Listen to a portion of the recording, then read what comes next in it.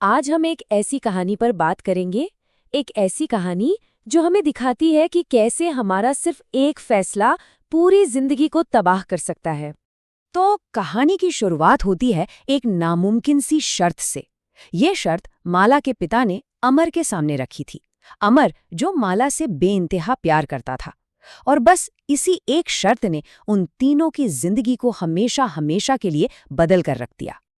अब सवाल ये उठता है कि भाई कोई पिता ऐसी शर्त रखेगा ही क्यों? तो देखिए, वजह सीधी थी। एक तो उनकी सेहत ठीक नहीं थी, दूसरा दो अलग अलग शादियों का खर्चा उठाने के लिए पैसे भी नहीं थे, और सबसे बढ़कर वो बस ये चाहते थे कि उनकी दोनों बेटियां एक ही घर में एक साथ उनकी आंखों के सामने रहें। तो एक तरफ था प्यार, दूसरी तरफ थी मजबूरी, और इन्हीं के बीच फंसकर अमर ने ये अजीब सा प्रस्ताव मान लिया। और इसी एक हाँ ने एक ऐसे घर की नींव रखी जो आगे चलकर सिर्फ तनाव और उलझनों से भरने वाला था।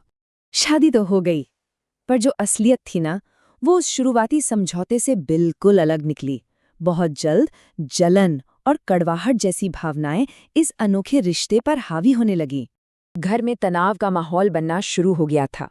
माला, जो खुद को अमर की पहली और कह सकते हैं कि असली पत्नी मानती थी, वो कुसुम को एक सौतन की तरह, एक प्रतिद्वंदी की तरह देखने लगी।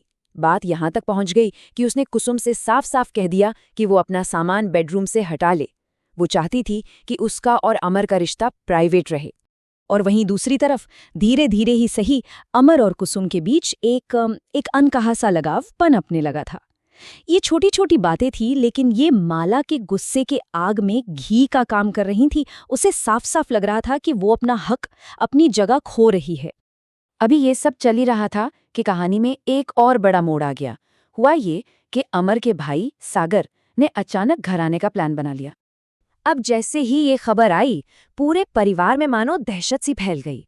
वो लोग जानते थे कि अगर रिश्तेदारों को इस शादी की सच्चाई पता चली तो बहुत बड़ी बदनामी होगी। समाज में कोई इस रिश्ते को कबूल नहीं करेगा। तो उन्होंने फैसला किया कि वो सागर से सच छिपाएंगे, और इस एक फैसले ने कुसुम को एक बहुत ही मुश्किल और झूठी भूमिका में ढाल दिया।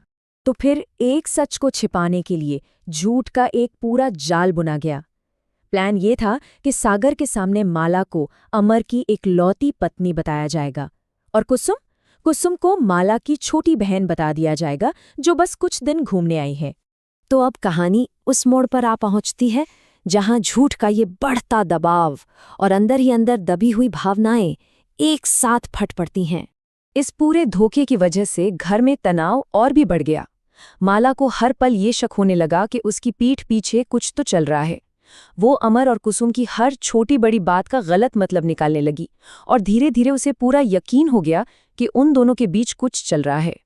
और फिर एक रात बहस बहुत ज्यादा बढ़ गई, और उसी तीखी बहस के बीच गुस्से में अमर के मुंह से वो सच निकल गया जो असल में वो महसूस करता था। उसने कुसुम का बचाव करते हुए चिल्लाकर कह दिया, जैसे तुम मेरी पत्नी हो, ठीक उसी तरह कुसुम भी मेरी पत्नी है। बस अमर का ये कहना था, और माला का गुस्सा जैसे ज्वालामुखी की तरह फट पड़ा। उसे लगा कि उसका जो सबसे बड़ा डर था वो आज सच साबित हो गया। उसके लिए ये कबूलनामा किसी अफेयर का सबूत था, मजबूरी का नहीं।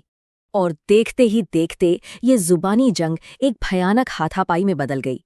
बस यहीं से सब कुछ हमेशा के लिए बदल गया।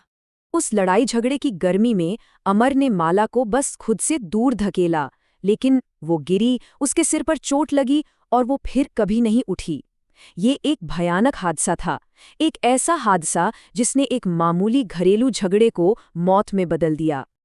अब घबराहट में अमर ने एक और शायद सबसे बड़ी गलती कर दी।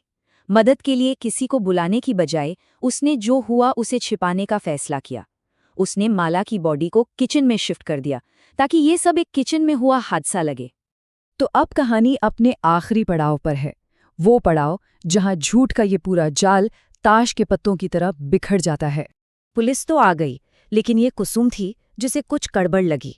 उसने बेडरूम में खून के धब्बे देख लिए थे जो किचन में हुए एक्सीडेंट की कहानी से बिल्कुल मेल नहीं खाते थे। उसने अपना ये शक इंस्पेक्टर को बता दिया, और बस यहीं से अमर का झूठ परत दर परत खुलना शुरू हो गया। तो देखिए कैसे एक के बाद एक गलत फैसले लिए गए। एक नामुमकिन शर्त को माना गया।